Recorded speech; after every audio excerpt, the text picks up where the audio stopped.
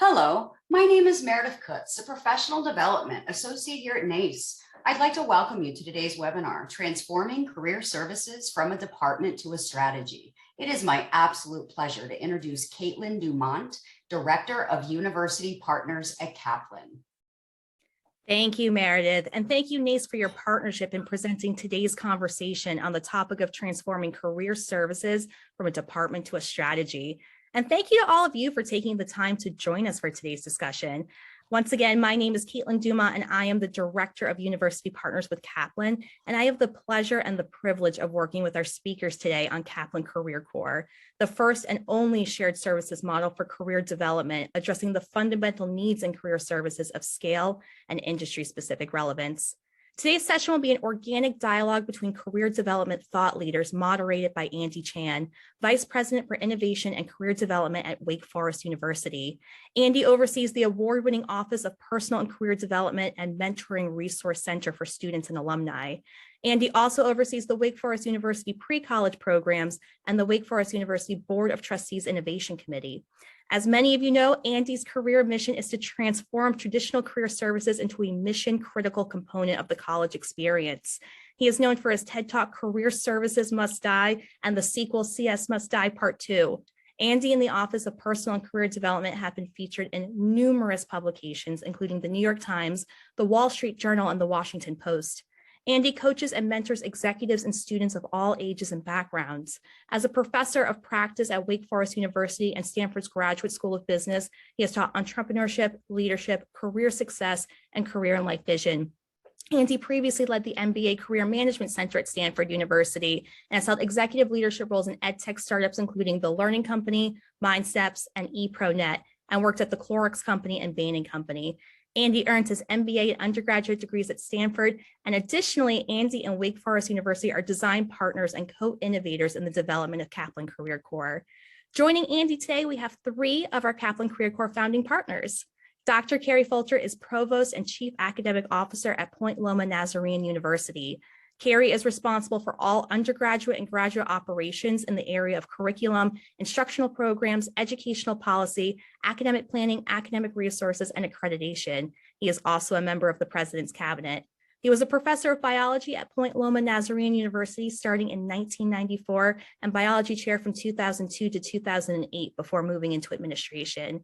He studied biology and undergraduate at Northwest Nazarene College and then earned his PhD in zoology from the University of Idaho. After the completion of his graduate work, he completed a 3.5-year postdoctoral fellowship at the National Institute of Environmental Health Sciences and National Institutes of Health and Research at Triangle Park, North Carolina. Abra McAndrew is Assistant Vice President of Student Engagement at the University of Arizona. Abra leads access, engagement, and opportunity initiatives that expand the University of Arizona's capacity to offer learning experience that connects people to opportunity across the human life cycle. In this role, she oversees student engagement and career development and early academic outreach programs. She provides vision and leadership in developing a nationally recognized sustainable strategy for growth of engaged learning on the campus and works to expand the division's capacity to deliver high-quality, scaled, engaged learning opportunities to students. Abra earned a bachelor's degree from Smith College, a master's in English and linguistics from the University of Arizona, and an MBA from the Eller College of Management at the University of Arizona. And last but not least, Tom Ward is the Assistant Vice President for Career Development and Strategic Partnerships at Adelphi University, where he plays a crucial role in promoting lifelong career management skills for students to help them achieve their career goals and prepare them for the job market. He oversees campus-wide community and corporate partnerships and is responsible for promoting and streamlining workforce development, experiential engagement, service, and career-related programs for the Adelphi community through creating sustained partnerships with students, faculty, alumni, and employers to provide students with experiential learning opportunities. He has implemented various programs through the Center for Career Development to increase students' access to resources and employment opportunities. Tom holds a master's in public administration from the Robert F. Wagner Graduate School of Public Service at New York University and a bachelor's of arts and honors in liberal studies from Adelphi University. Just as a quick reminder, you can raise questions for our speakers through the Q&A function located at the bottom of your screen, and we will make sure we have time towards the end of today's session to address as many of your questions as possible. So with that, Andy, I will turn it to you. Thank you to all of our speakers for being generous with your time and your partnership in discussing today's very important topic. Caitlin, thank you very much for that great introduction of all of our wonderful panelists. And we're really excited to be here with supposedly over 1,300 people registered to listen in on this really wonderful discussion. So thank you all for joining us today. And if all of our panelists can turn up their mics and on their videos, then we can get started. So as all of you know, we're here today to talk about how to transform career services from a department or an office into a strategy. And as we are all aware, the world is rapidly changing. It's more virtual, it's more diverse, more data-driven, and more competitive than ever before. And it's not going back to the way it used to be, and that's creating challenges. Universities are being pressured to change as the existing model appears to be very sort of unsustainable even, and as student enrollment is in decline, is creating new pressures. Finally, we are hearing from the students and parents themselves.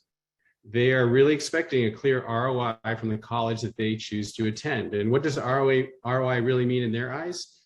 They want to make sure that in addition to a good education, they will have postgraduate employment or graduate school that they find desirable and meaningful and is a good foundation that can lead to future success. They want more confidence that that's actually happening. So today we will talk about the challenges, some potential solutions, what each of these different leaders and their schools are doing to try to address these challenges, and then really what's required at universities today to be able to really make a difference and not just keep on doing the same old thing. So we're going to start today by introducing each of our panelists and their schools. The first person up is Tom Ward. Tom, let's start. Well, actually, before we go to the big sort of just your university, let's start with the bigger picture question, just in general. Let's start with the challenges. What critical challenges do you see that universities face with regards to their students' career readiness, and also with regards to their students' career-related experiences and outcomes? So I think about those three things: experiences, career readiness, their knowledge, their competencies, and then their career-related experiences, what they're actually doing, and then finally their outcomes. What are the challenges that you're finding at your school as you look at the landscape around your university? Thank you, Andy, and thank you for your leadership in our industry here. I'd like to thank NACE for hosting this important topic. I'd like to thank Kaplan for their sponsorship, my colleagues in career services, and specifically my teammates at Adelphi University, because it's their work and their best practices that have actually given us the opportunity to share some of these perspectives today. So Adelphi University is located about 30 minutes outside Manhattan in New York. We have about 7,500 students, about 52 undergraduate students, 2,300 graduate students. We have 8 schools. It's a liberal arts school, so our second largest school is College of Arts and Sciences. Our first is nursing and public health, and it's also shared with business, social work, psychology, education, a College of Professional Studies, and lastly, an honors college. We have 7 full-time staff on hand at the university. We're a centralized office, so we service all those undergraduate, graduate students and alumni.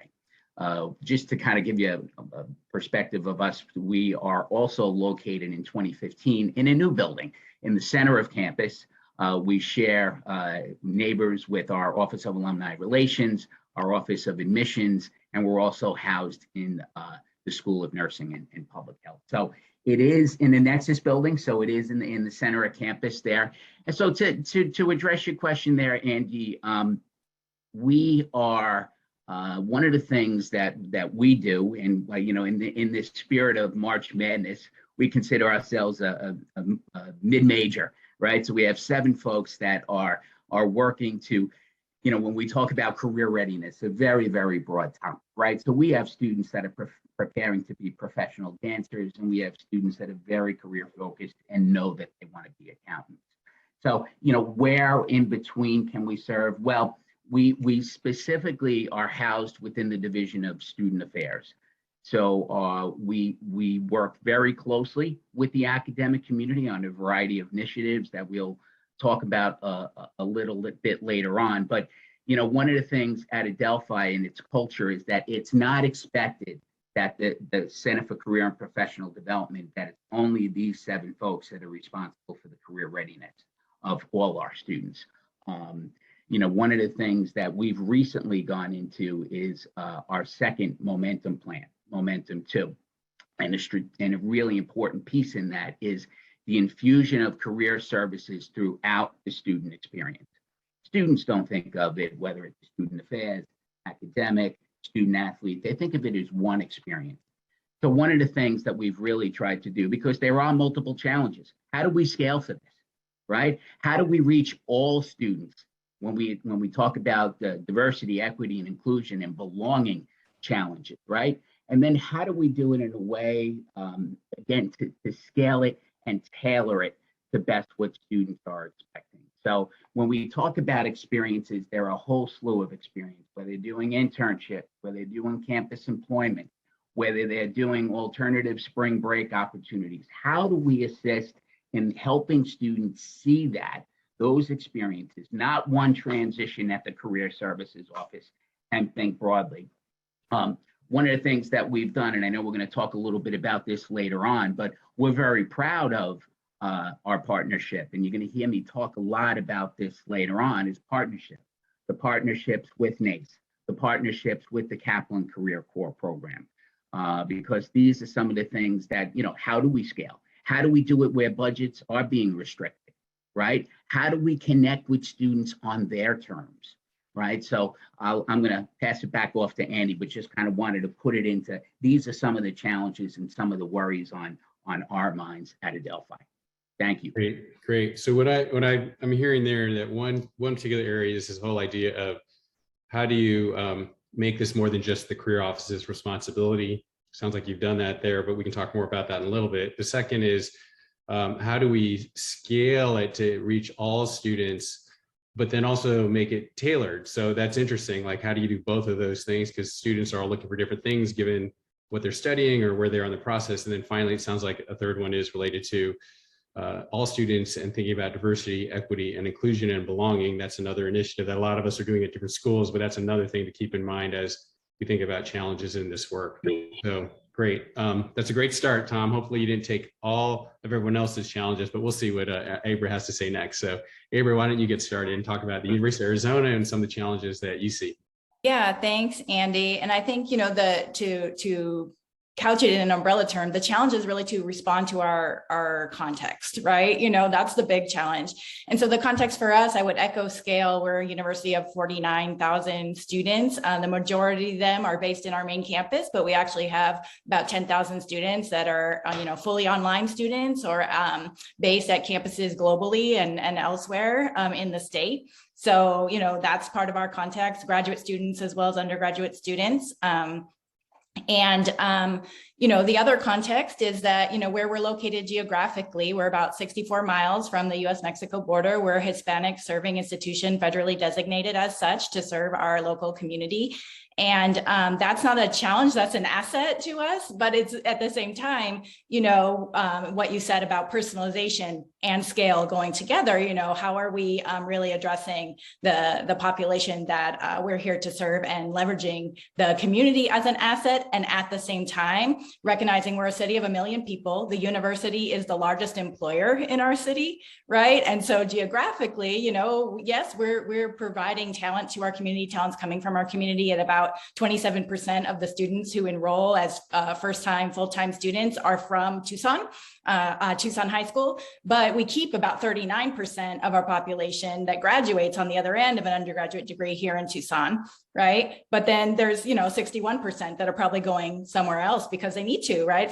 Or want to, right? For their opportunities. So it's kind of finding that balance of our geography and what roles and things, students might be interested in or need to know about that has never occurred to them because it's not part of the community, here, but is a great opportunity aligned with their interests and their values. So that's another thing that I would add, or just elaborate on that Tom mentioned, is that important context.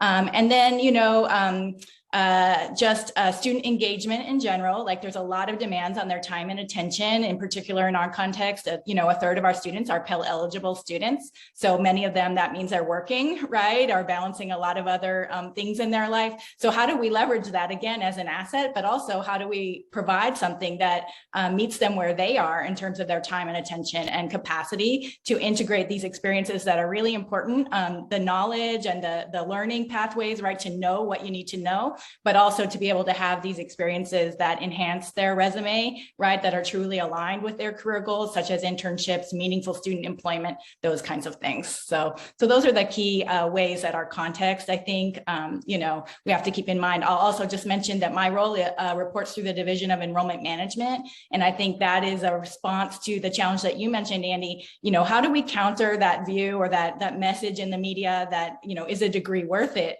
Right.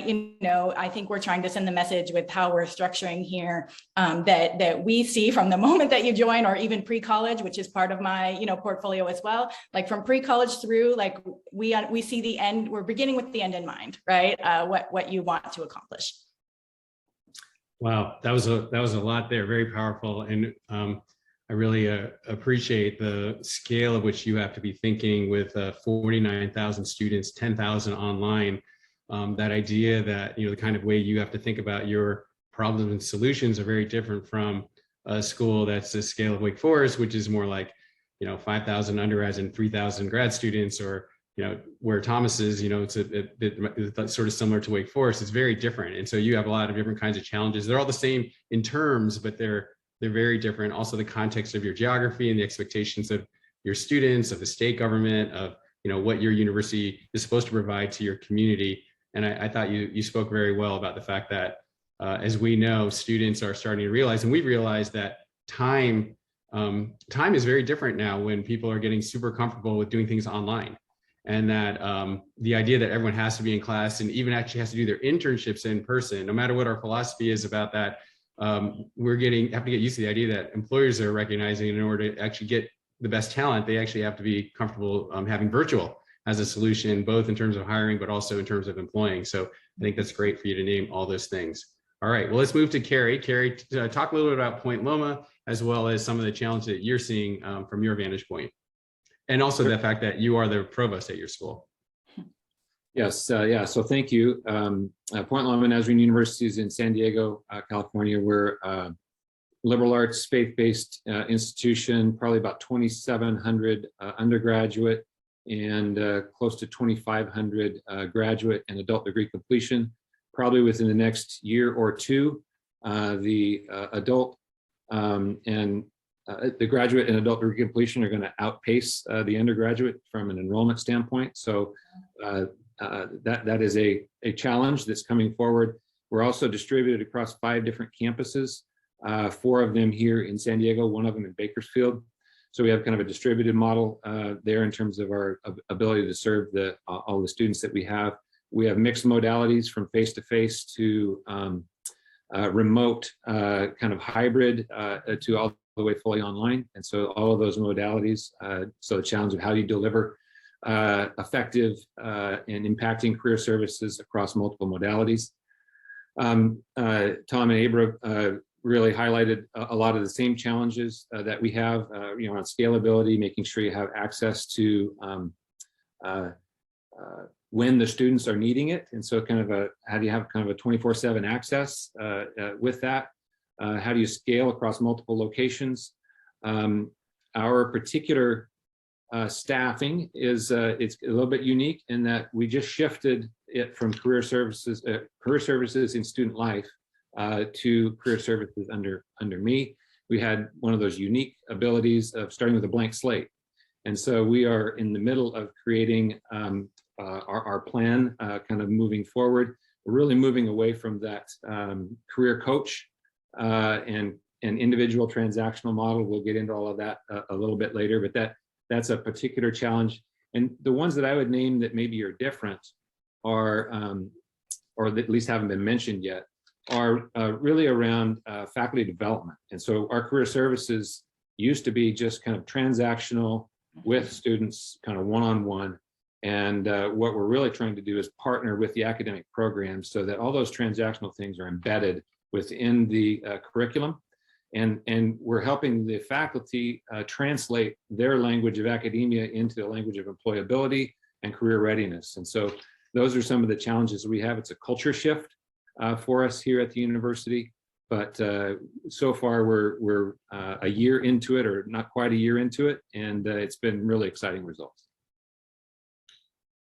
Carrie, that's very exciting. I mean, I know one of the things that we've all talked about is how you can make sort of the career readiness, career development, education process part of the academic process. There's a lot of different ways to do it.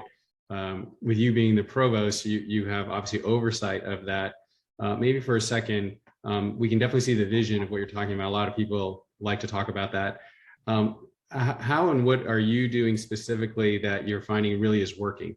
Because a lot of times, I find that as a person who runs the career office, I don't have the same gravitas or influence with the faculty to get change to happen. And it sounds like, I know you might think, oh, the provost has all this power, but I know provost well enough. It's like, no, you have to do a lot of interesting influence to make it happen. What are the things that you're finding that really are making it work to get this culture change to happen? Because it's dramatic. Yeah, well, one of the things that's been very helpful is, again, by moving it under academics, having our career services director part of our academic council. And we always have a section of our academic council meetings that's devoted to kind of developmental approaches of things. And so bringing her in and having her work with our academic units. One of the things tangibly that we have done is looking at major maps. One of the things I'm really concerned about is, again, on that ROI where parents are coming in. You've got parents that are telling their students, no, I won't pay for you to do that major, even though that's the passion of your heart. And so I'm not as much worried about the pathways or majors that have a straight pathway to a career. Nursing, you're going to be a nurse, so forth. But what about a philosophy major? What about those things within the liberal arts that don't have a direct path? And so we're working on major maps and partnering with our career services center to say, okay, here are the things that an academic would normally do. Put all of those pieces around, grad schools that you can go to and so forth. But it's all couched in academic language. And so now, what are the career readiness skills that are being developed within this major? And what are the various potential pathways to careers that, one, our alumni from our programs have done, but how does this student prepare you for the various types of fields that are there? So every one of our programs now is partnered with our career services to create this major map.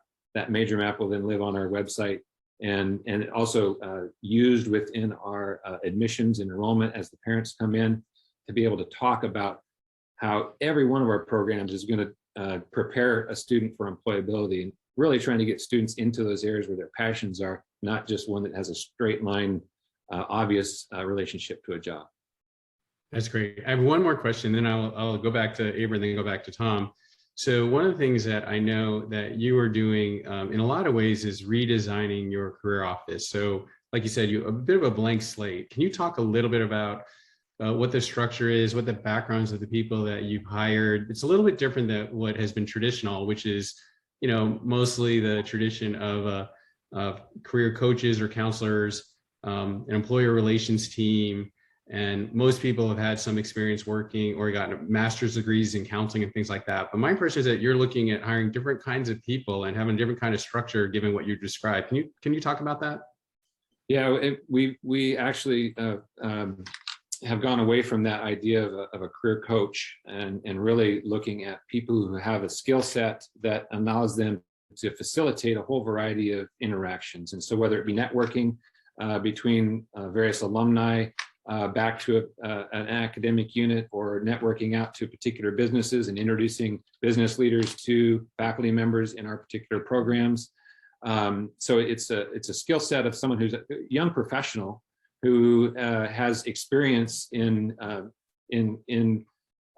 particular field, or even in the recruitment side of things. And so looking at folks who are recruiters for a variety of schools, consultants, and worked in that range as well. So it's a different skill set. It's probably a higher wage for that type of a person that's got that skill set. But we're also going with fewer overall staff. So we only have a staff of 4 in our career services center. but we're looking to leverage those things in the way of facilitating group kinds of counseling and group interactions. So they don't have to be the expert in that, but they're really good at connecting people and networking. Great. Thanks for sharing that, Carrie. I definitely hear you describing these people as project and program managers connected to a lot of people in your university as well as outside the university, and that they get stuff done. Like they're actually doing a lot of project work and different kinds of projects as opposed to just straight one-on-one coaching with students. Absolutely. And being able to interact with faculty at a faculty level, interacting with students at their level, interacting with professionals out in the community. So that's a different skill set for sure. Very interesting. All right. Well, so Abra, talk a little bit about what you're seeing in terms of key initiatives to address some of the challenges that you named at U of A. Yeah, sure. Well, I would say we're focusing on a couple of tactics, strategically, I guess, one thing is having the vision of access to the information for every student, of every student having experiential learning that matters, right? That's the vision. But then, tactically, one thing is to make sure that we have objectives that are measurable and that we're actually sharing with the campus how are we doing, right? In terms of our reach of students, in terms of our engagement of students in these kinds of experiences, and in terms of the outcomes at the other end. And what are the drivers, right? Because I think we've been able to really surface what's driving the student outcomes, and particularly any gaps that we have in equity for equity-seeking populations. Where are those, and what are the drivers that are closing those, right? So I can give you a couple examples of that. To Carrie's point, one of the main drivers of outcomes for students, and we ask in our graduating senior survey, did anybody encourage you in your career goals, or did anybody encourage you to pursue experiential learning? And, most of our students are finding support. 86% of students agree somebody encouraged them. When they do, 70% are saying it's faculty, 48% are saying it's academic advisors, the career advisors and others, it's a lower percentage, not because the work's not good, right? We have good reputational measures that show that those who are accessing that they're finding it helpful, they're happy with what they got, but it's just not accessible to everyone, right? At the scale, we have 28 people, right, to serve the whole campus. So that's not how it's going to happen, right? It happens through faculty, it happens through academic advisors, sort of organically.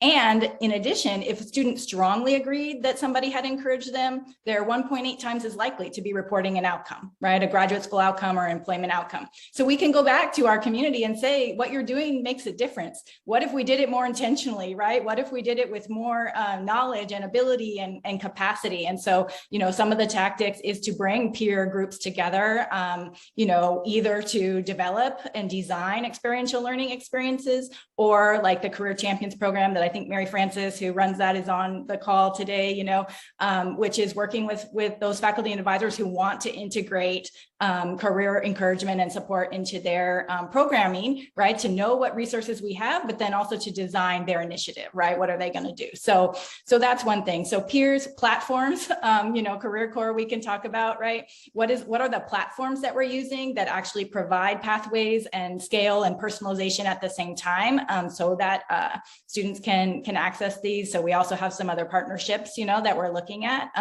for platforms. Peers, platforms, and partnerships, right? So that's the other similarly academic partnerships, partnerships externally. Those are kind of our key tactics, how we think about it. And then I would just say patience and persistence. Those are not formally our tactics, but it's something certainly that I relied upon. I've been working with this team as we go through this evolution for about 6 years now, and it takes persistence to change a culture. So. I love all of what you just said. I mean, so much of it. I love the 3 Ps you had, right? So peers, platforms to career pathways, and partnerships, or peers, platforms, and partnerships that all lead to career pathways. And then, like you said, to have patience and persistence. I definitely agree. Persistence is the thing. You just got to keep the pressure on and not change it every single time and like do different things because you didn't give yourself enough time to see things play out. I love that framework you just put out there. And one of the things that also really stood out to me is the idea that you said you're also looking for platforms that can help you to scale and also be personalized at the same time, which I'll be interested in talking about when we go a little farther in the discussion. But the one thing that you said, so one is that you're measuring it. So I see you're doing surveys to measure. Do you do any other things besides the surveys to get metrics? Yeah, so we launched several years ago something that we call our 100% engagement initiative, trying to make sure that every student is getting authentic challenge and experiential learning as part of their degree program. So, we had to create a way of knowing which courses this is embedded in, because it wasn't very well tagged or transparent, working with our faculty across the entire campus to identify where those experiences are embedded in the curriculum, and then to create a dashboard, that's available to the whole campus where we can know that. So we've gone from 29% when we started to 83% of the recent graduates, who we know have had some experiential learning. So that's one way too, that we've been measuring it. Okay, that's amazing. And then the other thing is that you talked about how you share it with the campus. Can you describe how you're doing that? Like, is it a website? Is it public? Is it on the student intranet? Like, what's the way that you're doing that with? Well, I think they call it a dog and pony show. So I think that's what, going to a local context, whether it's at the senior leadership team, I'll be presenting with my assessment and research person in a couple of weeks to our senior leadership team, our most recent, insights that we have, the provost team, the deans, individual academic departments or within colleges, directors of undergraduate studies. So really going out and talking to people is actually what's best, because we can create all the dashboards in the world, but people, if they're not accessing them or engaged in interpreting them, I don't find it as effective. So we do have a report that we publish and we can put it on our website and things like that. But also, like, sometimes it's not the metrics that you want public, right? That we need to be talking about. So, but we still need to acknowledge them and be talking about them. So there's what we put out to the public, and there's what we need to talk about internally. And we try to do a little of both. Well, you hit on something that if people hadn't a chance to read it, so I ended up with Christine Cruz-Vergara writing this paper on outcomes and metrics that matter. I'll actually put a link to it on the chat. And the reason why I just bring that up is what you're doing is good proof. You don't have to use the outcomes and metrics we suggested, but it's just the idea that you're measuring what you think is important. You're tracking it over time so you can get some comparisons. You're trying to identify the places where there are students who are more than just your intuition. You actually have data that shows that they're not as engaged as you want them to be. And you're able to share that with your partners so that your partners can be part of the solution to help you figure out how do we get these metrics to be better. I think a lot of times I find that that people get afraid to actually have these metrics because it actually makes you feel like it might show that we're not doing such a great job. But the reality is that we don't really know whether it's good or bad if we don't start with some numbers and start to see, well, let's try to make it better. And I do think that's the key. Obviously, it's really hard to sometimes get the data to even be accurate. You have to actually really take your time to make sure that's done well. But I think you've done a great job there. So thanks for sharing all that, Abra. So Tom, talk a little bit about where you're at in terms of all these challenges you described. What are some of the key initiatives that you're putting in place to address some of these challenges? Well, I think one of the things that we really try to do is I've been at Adelphi for the last 14 years, and to Kerry's point there in terms of having staff that wear many hats that can build relationships with faculty and industry folks. I've been very blessed to have folks that have those talents. So because of that, we've been able really to build on those partnerships that Abra speaks about. So we do have some of those faculty champions that do invite us to come in and speak about careers in their classrooms or in student groups or in their capstone courses. So I think what it starts with, quite honestly, is being able to do the blocking and tackling, right? And being to in the sense that there's credibility, there's trust with the campus partners, whether it's faculty, whether it's admissions folks, whether it's alumni, and know and see the value of what you've done. One of the things at Adelphi that we're very proud of is that personalized attention. Folks students are coming and paying $40,000 plus for that personalized attention. How do you balance that with the coaching model? Because we're going to continue to keep that coaching model, but then to be able to do all these other different projects. Like, for instance, we're working on a corporate strategic partners program now, right? Why are we doing that? Because we want to focus and highlight, look at to show to prospective students and current students all the different partnerships and employers whom we're working with. So that does enhance, career outcomes. How do we capture those career outcomes? Through the partnerships, right? We go back to those faculty, we go back to those coaches, we go back to those athletic administrators and say, and we just did this 2 weeks ago where we reported out whether it's in a cabinet meeting, and that's important too. You do need the political support at the very highest level in order to carry these things out there too, in order to get the data so that you can talk about career outcomes and what our students are doing. Your piece there, Andy, was very, very instrumental in how we thought things and how we were trying to really kind of capture, a little bit of a deeper data than necessarily are they working within 6 months there, or are they going on to grad school? Because that really does go into a deeper framework of the work that we're doing. I mean, one of the things that I wanted to make sure that I made the point of today is that working with students too. Students will ultimately tell you whether you're doing a good job or not.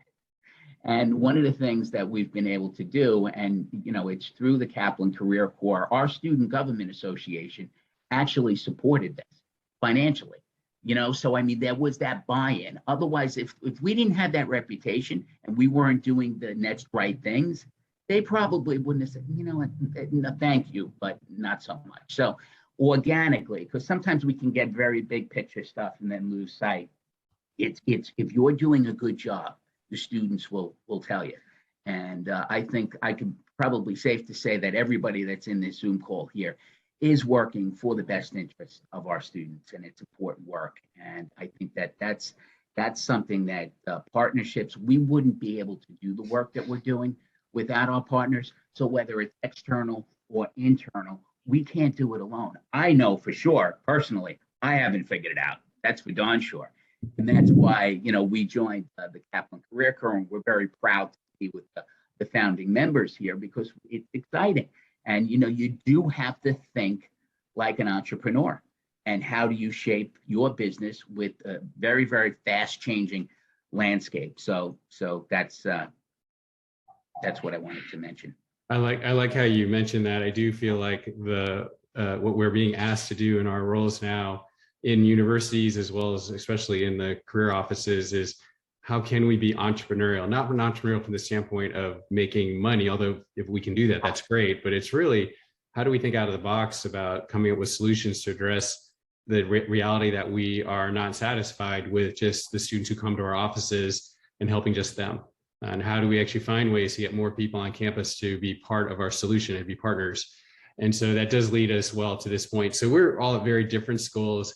We all come together and got to know each other through deciding to adopt Kaplan Career Corps, give it a try, see how it might work. For those who don't know, Kaplan Career Corps is basically a shared services solution. So it's something where a bunch of schools get to participate in together, and it complements what our existing offices do. It actually tries to drive students to use our offices and resources more, and then to be able to try to drive career readiness for all of our students.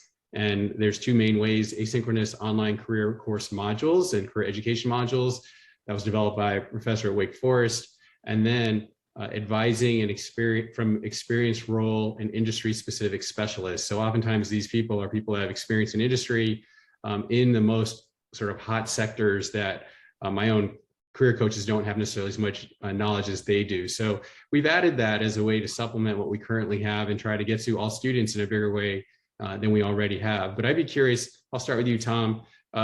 What was it that you saw in Career Corps that was going to work for you, and how are you finding it? So we're going to make sure we have enough time for Q&A, but just give me a high level thought about Sure. Career Corps. Andy, the complement of the services, that's what we saw. We saw it as a way as the asynchronous content to go, what Kerry was talking about, meeting students at their times, maybe 11:30 at night when I'm long gone sleeping, students are connecting there, and the industry advisors. We don't pretend to know everything, so we want to bring in advisors from different disciplines to help complement that. So we keep that coaching one-on-one, but we also expand our services by doing both of those things. And then by that goes to our original concerns of how do we connect with students and how do we connect with all students? Great. Sounds good. Is there one other thing, Tom, actually out of curiosity, any other outside partner or external vendor that you're looking at right now that you really like and that you're using to try to experiment with on some new things?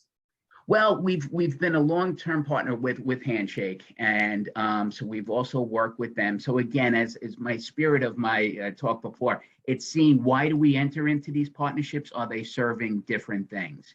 So those would be certainly two of our biggest and largest external partnerships. Besides our, and honestly, that's why I started with this too. NACE has been a huge important partner for us in steering the road here. And then our employers. We recently started a student affairs advisory board to get employers outside to get their perspectives and say how are they looking to best prepare students and best connect with students as well too. Great. How about you, Abra? Talk a bit about Career Corps, how you think about it at University of Arizona, and also any of these other external partners you're looking at. Okay, sure. So, in our case, prior to the pandemic, we had started to try to develop something very much similar, right, to Career Corps, asynchronous educational modules, right, that we could provide access to, where students could maybe personalize their path through that content, And I think that I think there were a number of great outcomes from that, but also a number of challenges that we ran into, just the skill set for high level content creation. My team got on it quickly, and we have a great Office of Digital Learning that supported us, so we were able to create some content, but maintaining that content, curating that content, that's a skill set, right? And then, the main barrier, I think, was the platform, right? That the platforms that we have available at the university, they're course-based, right? They're designed for courses. And so getting students to engage in them and to, almost even switch their own mind of like, wait, what I'm doing in here is I'm not getting credit for it, right? It's a little bit of a wrinkle, right? That we ran into and a barrier. And so, we were still kind of plodding through it, trying to figure out, how can we really get students engaged in the good content that we've created, with the platforms that we have, and really know how they're using it and kind of be able to influence their behaviors, right, and their engagement. So as we were kind of talking about that, I think that we did have a position open up. And so Emily McCarthy, who's our leader in career development here, and we had a conversation about, we have a couple of options here, right? I don't want to give up on this dream of like being able to really provide equal access to the information, right? That we know we can't provide one-on-one to students in another way. And yet, like we've run into these barriers, and really like, what do we need to do? And I think at the end of the day, we decided, let's try this, right? Let's prioritize, let's accept some of the trade-offs, right? It would be nice to have this done by our own employees, our own talent featured, our own students featured, right? But at the same time, really what we're trying to do is get students the content, and we can continue to create our own content, and we'll have it on our website. It'll be part of our content marketing strategy, right? But we can more efficiently or effectively kind of, maybe through this shared model, get that basic need met. So that was exciting to me. And then the bonus, right, of being able to do something together that we couldn't do on our own, of having these advisors who might work different hours, right, than our students, might be available to students on their time schedule, and who have this other expertise about roles that maybe are not even represented in our local community. We can't even draw on our local community, right, to provide that insight, let alone our own staff who haven't had the chance to work in those industries. So that's where we were coming from. That's great, Abra. I love it. It feels very entrepreneurial. You have to always do that buy versus build trade-off, time, resources, quality, like what can we do, how fast do we want to do it? And yeah, this seems like a way that you can get into it, sort of experimenting and piloting, as what I think you're doing. You're going to pilot with a specific group of students to get started, right? Yes, we're piloting right now. We also got a grant from Strata for an innovation challenge to increase experiential learning for certain populations, who we see how it really closes the gaps. An internship for any student, 1.5 times is likely to have a career outcome, but for a first generation student, 3 times is likely, right? So we're partnering with some of the programs that serve those first generation students, and some of our alumni scholarship programs that serve our students of color, and just getting started that way. We also teach a course in our College of Social and Behavioral Sciences. We're going to test it there as the curriculum for the course, and then we'll build from there, right? By fall, we hope to have it opened up, where students can access it individually as well.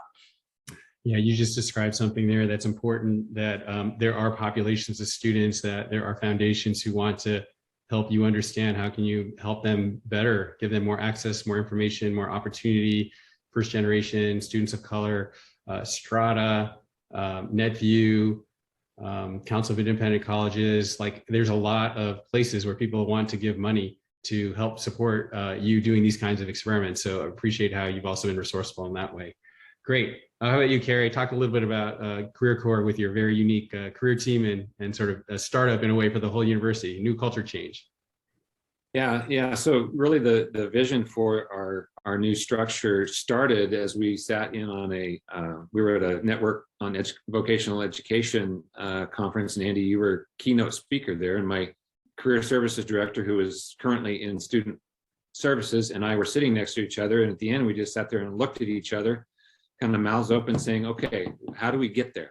And so 4 years later, here's where we're starting. And so it came at the right time. The opportunity, we were really wrestling with scalability, really wrestling with how do we shift that model from the individual career course, because we had career coaches that we would hire, we'd train them up, they'd do really great, and then they get hired away from someone who could pay a lot more. And so how could we really shift that model to make it more efficient? And so hiring a higher level person and using Kaplan and the content that has been created at Kaplan as a resource. We don't have the resources that Abra's team has to be able to develop our own content. So leveraging that in a way that frees up our staff to work on those partnerships with the academic units. As we again get into those academic units and create those partnerships and begin to get the faculty on board with that, Kaplan Career Corps connect to our LMS Canvas system, and faculty begin to even use those things as potential assignments for students to get them engaged in the context of the applicant program, instead of a student on their own going over to the Career Center, trying to get something and say, well, how does this even apply to my academic program? So really driving use of the Career Corps modules that are there through our academic program. So those are some of the things that are there. I think some of the external partnerships, Handshake, sure, LinkedIn as well.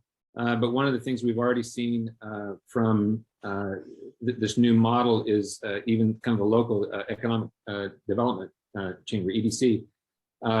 They had a program that our career services enabled two of our faculty members worked with them in biology and chemistry to have our biology and chemistry program be listed as preferred provider for employers in the biology and chemistry area in the biotech field.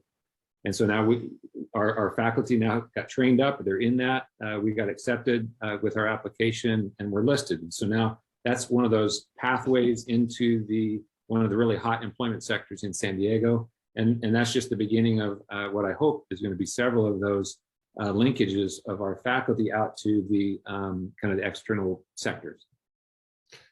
That's excellent. I'm seriously excited about hearing all that you are doing to innovate on your respective campuses.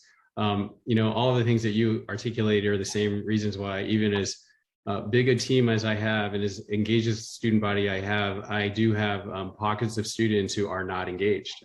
As Abra knows, you can get stats and really see it. And we can try to do everything we can to get them engaged. It starts over from ground zero every single year. And so being able to have something that enabled us to put something in an online format, to be able to make it modular, to be able to actually supplement the expertise of our own advisors, it just seemed like something we needed to do, because I really do feel like I loved your 100% engagement goal. Like we have that same idea at our campus. We're looking for 100% engage. Every student actually has some connection. If they don't come to our office, they're using our resources. We're trying to measure career readiness.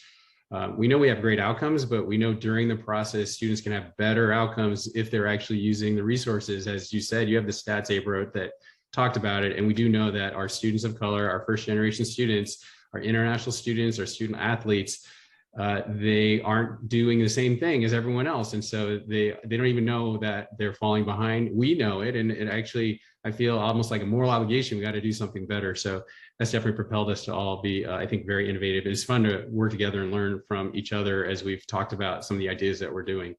Well, I'm going to move to some of the Q&A. We have a few minutes left. There's some really interesting questions. One of them here is about online, and I think that is an important thing. And some of you are actually serving students online. What are some of the biggest challenges that you're having working with that population, and what are you putting in place to help get engagement up with that population? So Avery, why don't I start with you, and then we'll see if we can go down the list. Yeah, well, I'll be honest that while our 100% engagement initiative, we've made sure that the online students are part of that, and we see, that they are getting some of that even through their curriculum that's online. With career, we really have not focused on that population, and so Emily and I were just talking this week about with Career Corps, what do we want to pilot, with the fully online students. So I think that we, just the way that we are supported hasn't included support from that area, right? So it's been challenging because while the population has grown and is set, we acquired an online university, it's set to grow quite a bit, all of a sudden, I think. And so we're thinking about, what does it mean, right, to serve that online population, and how will we be resourced to serve that population as well? And, we're going to start having that conversation about starting with Career Corps, as a way to serve them. All right. How about you, Carrie? Any early signals on online? Yeah, that's a big challenge. It's one that's been underserved, I think, across the board, but certainly at Point Loma. And so one of the main things is being able to connect with the courses as they're developed and linking them into some of the Kaplan Career Corps resources that are available. And then also working with our own career services office to do kind of segmented group advising sessions that are available. And sometimes if we have some of our programs that have elements of a synchronous session, maybe it's a synchronous office hours, and you can bring our career services in and have kind of a segmented, customized career readiness seminar that our own folks could do. So those are some of the things that we're thinking about, but certainly very early in that process. All right. And Tom, anything about online? Do you have any insights? Yeah, I would just say that, during the pandemic, we certainly, our foot traffic on campus was lessened, right? So students were finding us and they were connecting with us online for career services. And we actually saw an uptick in that. Now, in terms of the academic side, tying that into our strategic plan, we are working with our College of Professional Studies to really strengthen that linkage between career services and our online student population. Got it. All right, great. I'm going to go to another question, which I think I find very interesting because it's a challenge. This idea that, Carrie, you put out there, translating the language of career readiness into the language of the academy, and that oftentimes it sounds good in this room, but when you go and sit in front of faculty, they will really not want to hear anything like that. And so it was questions around, was there anything in particular that you did that softened the landscape or got them from not throwing eggs at you, just something that actually, was the magic formula, or what you did? Maybe it's what you did versus what the people in the career office did. It'd be really interesting to hear how you think about that. And I'm sure both Abra and Tom might have some ideas given their interactions at their schools of, again, translating career readiness language in the academy. Yeah, no, it's a great question. It's really a change management question, and the way I approached it, even before we started the shift, we knew we were wanting to get to this place. But the way I started is we began our academic year with a academic council retreat, a 2-day retreat, and we used to do kind of nuts and bolts things to get ready for the year. Now it's all developmental focus, and so in 2 successive years we had Rebecca Smith, who was our career services director, really shift or do a session with some industry leaders who were out there to kind of bring them in and get them in front of our academic unit leaders. If you can get your academic unit leaders to see the value of it, then you can get them to be champions for the faculty in their particular area. And so one of our areas that really doesn't have a straight path to almost anything was the one I was really concerned about. And the academic leader got really excited, and all of a sudden now he's inviting Rebecca or her team into their department meetings, and they're beginning to go that way. So it's really kind of starting with the leader, getting buy-in at the leadership. Those leaders are with all of their other peers, and when they see their peers get excited about something, they say, well, what am I missing? What's going on here? Why am I not catching this? And so that has been really, really good. That's great. Okay, how about you, Abra? Anything in particular, tips around getting career readiness terminology into the academic realm and acceptance and faculty partnerships that really work well? Well, I think that in our case so far, it's been that the willing, right? Those who are seeking that support, so I'm inspired by what Carrie's sharing to kind of go back to the table, right? And looking forward to the conversations that are upcoming with our deans about the driver analysis that we've been doing about student outcomes and really kind of opening up those conversations and keep that patience and persistence going there. Yeah, I definitely understand that. You have to start with the willing for sure, but it'd be great to get a whole department to be bought in. So I know it feels like it's a long-term battle. Yeah, But, I think, in a university of our size and that's so decentralized, like a lot of that is looking for those folks that they've already kind of hired on their side, sometimes in the career track faculty, right? Professors of practice and those people who actually are already doing some of that work within the colleges and really bringing those people together and working with those people. So that's where we found a lot of success. So it's a college initiative, but we have good partnerships with the people in the college who are working on those initiatives. So that's one way too. It's not driven by us, it's driven by them and we're supporting it. great. Well, I think I have one last question for each one of you just to wrap up. I'll start with Tom, then go to Abra and to Carrie. So the one last question is like, when you think about our conversation today, what's sort of one either word of advice or word of hope that you would give to our audience around this work about addressing these big challenges of making career services more than an office, but actually a strategy? So Tom, what's your thought on that? Sure. I think, Andy, the thing that I thought about in preparing for this question is, you can either lead the change or be dragged by it. And I think that this is an opportunity for us as career services professionals to really lead the change to, as what you were just asking about, the NACE career competencies can be that guidebook where we can have these conversations with faculty so that they don't have to necessarily think, well, how do I make my career? How do I make my students career ready? We have it there. The work has been done. So how can we infuse that, lead that change throughout our institutions to better our students? I like that. Yeah, lead the change. What do you say? Be the change you want to see. So very good. Thanks, Tom. How about you, Abra? Yeah, I guess I would say, a strategy like we have to have it, right? We have to have the vision. We have to have the objectives identified. We have to allocate the resources, in alignment with that. And sometimes that change is hard. And we have to, make some trade-offs, prioritize, right? And that can be hard too. But I think the thing to remember is like a strategy and the biggest lesson learned, the strategy does not motivate people. People motivate people, right? So with your people understanding like what is motivating them and helping them to see that this change actually elevates their role rather than, diminishes it, and having strategic impact is actually going to elevate them, right? And really working to gain the buy-in on that. And then they can work with others on campus and persuade them, right? So find those people who are willing and with your team really focus on that. Very powerful.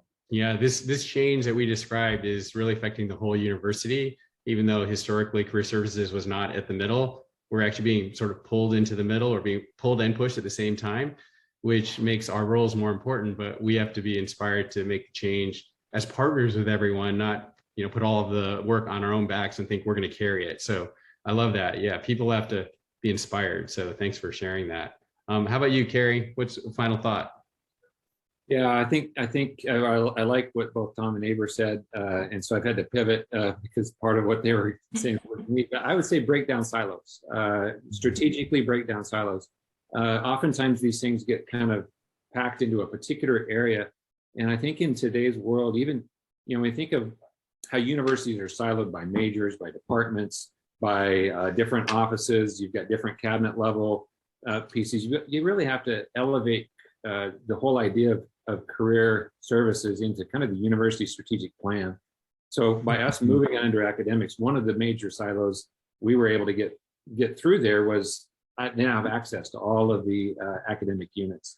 So breaking down silos, we still have some partnerships we need to work on, create, really kind of working with our our alumni services. That's been underutilized. How can we then creatively think about a partnership there that will enhance the overall impact on our students and also draw in alums and potential donors even as a result of them being engaged with the university in a way that that we haven't been able to do yet. That's great. Well, my last thought is something I put in my last talk that I did around career services must die part 2. And that was, we have to be courageous in this moment. There's a lot of change that's affecting us. There's a lot of change that we want to make happen. And that oftentimes with change, it can be scary. And we can be afraid of what it might mean because it's different than what it was before. But I'm a big believer that actually the future is going to be better than it was, even though it's going to be different. And the good part is that we get to be a part of it. Like we get to like make it happen. And so anyways, I think just continue to have courage. I think there's a lot of good things that are happening definitely here on this line at these great, very different schools that I'm glad we got to know each other and work together. And we're hoping that all of you out there who listened really enjoyed this conversation. So thank you for joining us. I'll pass it back to Caitlin. And thank you, Andy and Carrie and Abra and Tom. What a fascinating conversation. Thank you for taking the time to share your perspectives and, of course, your partnership in developing Kaplan Career Corps. And thank you to all of you for taking the time to join us today. I know in a world of lean teams and big challenges and limited time, we appreciate you taking an hour out of your day to join the conversation. So as mentioned, we are looking for those next 15 to 20 schools to join the Kaplan Career Corps community this fall. So if anyone here today is interested in learning more, I'd welcome the opportunity to personally learn about your strategies and challenges and discuss if Career Corps is right for your institution. As you may have seen, I've included my contact information and some further details in the chat, and I look forward to continuing the discussion. And finally, I'd like to thank Meredith and the entire NACE team for their partnership and support of today's session. Thank you for making this critical conversation a centerpiece of your work. And with that, I will turn it back over to Meredith to close out our session. Thank you, panelists and Kaplan, for a very informative session. And thank you, participants, for attending today's webinar. The archive, along with step-by-step instructions on how to receive these items, will be made available within 3 to 5 business days. Please note that the PowerPoint presentation will be made available following today's webinar. We would like to thank you for attending today's session. This officially concludes the webinar, and you may now sign off.